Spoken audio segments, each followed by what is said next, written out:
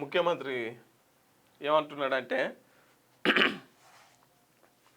తోలు తీస్తామన్నలో నాలుకలు కోస్తాం, మా నిజాయితీ చిత్తశుద్ధి నిబద్ధతపై అడ్డగోలుగా మాట్లాడితే ఊరుకోం, కుర్చీలో ఉన్నంత కాలం తెలంగాణకు నష్టం వచ్చే ఏ చిన్న తప్పును కూడా చేయను, దేవుని మీద ఆన, పోరాడిన రాష్ట్రం కోసమే సచ్చిన రాష్ట్రం కోసమే, ఎవరికి తలవంచం, ముందు తెలంగాణ తర్వాత పార్టీ ఆ తర్వాతే నాయకుడు, నీళ్లు నిధులు అభివృద్ధి విషయంలో మాకు ఏకాభిప్రాయం, తెలంగాణ ప్రజలకు మరణ శాసనం రాసిన కేసీఆర్ హరీష్ రావు, మాజీ సీఎం సభకు వస్తే నది జలాలపై ప్రశ్నిద్దామనుకున్నా, అసెంబ్లీలో ముఖ్యమంత్రి రేవంత్ రెడ్డి అంటున్నారు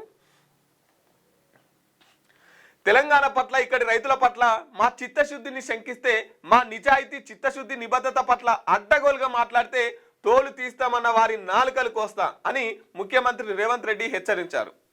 తెలంగాణ నీళ్లు నిధులు నియామకాలు అభివృద్ధి విషయంలో అందరికీ ఏకాభిప్రాయం ఉందని, రాష్ట్రం కోసం నికార్సుగా నిలబడతామని, ఎవరికి తలవంచవమని ప్రకటించారు.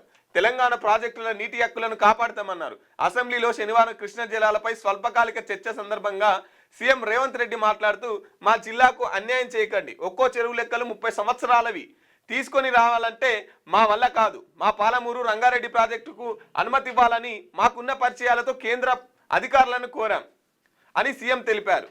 45 మైనర్ ఇరిగేషన్ లెక్కలను చెరువుల వారీగా కాకుండా గంపగుత్త క్లస్టర్ వారీగా లెక్క ఇస్తామని చెప్పమన్నారు. బీఆర్ఎస్ ప్రభుత్వం తాగునీటికి మాత్రమే అనుమతులు తీసుకుంది అని, 45 టీఎంసీలైనా అనుమతులు ఇవ్వమని అడిగే వాడేందుకు లేడని, పంపులు లిఫ్టులకే సరిపోయారని చెప్పారు.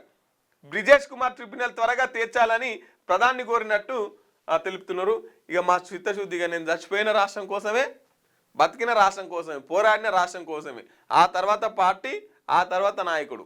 ఇక నిన్న కృష్ణా జలాల మీద మాట్లాడిరు, మా పాలమూరు ప్రాజెక్టుకి అనుమతులు ఇవ్వండి అని చెప్పేసి మేము కోరినాం కేంద్ర ప్రభుత్వాన్ని అని చెప్పేసి గంపగుత్తగా చెరువులు ఏవైతున్నాయో ఆ చెరువుల లెక్కలు మొత్తం తీస్తున్నామని కూడా చెప్పిర్రు.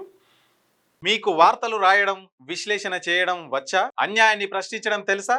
ఇంకెందుకు ఆలస్యం? క్యూ న్యూస్ మిమ్మల్ని ఆహ్వానిస్తుంది. ఉమ్మడి ఆదిలాబాద్, వరంగల్, కరీంనగర్, నిజామాబాద్, ఖమ్మం, మెదక్, రంగారెడ్డి, హైదరాబాద్, మహబూబ్ నగర్ జిల్లాలకు రిపోర్టర్స్ కావాలను సంప్రదించవలసిన ఫోన్ నెంబర్ 8688926084.